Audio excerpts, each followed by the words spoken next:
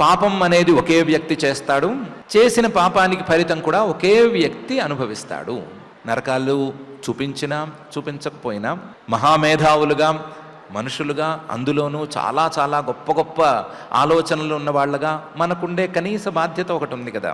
ఏం బాధ్యత? తప్పులు చేయకూడదు అనే బాధ్యత. కాబట్టి మహామేధావులుగా మనం ఈ నరకం భయం ఉన్నా లేకపోయినా మనం తప్పులు చేయటానికి వీల్లేదు. ఎందుకంటే మన మీద మనమే మహామేధావులు అని ముద్ర కొట్టుకున్నాం కాబట్టి మనం తప్పులు చేయకూడదు అనే నిర్ణయం మనం తీసుకుందాం ఈ సందర్భంగా.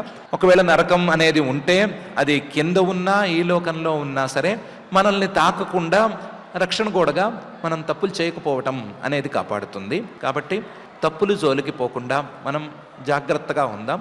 ఈ సంసారం మీద వైరాగ్యం అనేది కలగాలంటే మాత్రం నువ్వే దారి చూడు అని ఆ జగజ్జన్మ స్థితి లయ కారణమైన శ్రీనివాస పరమాత్మని భక్తిగా వేడుకుందాం.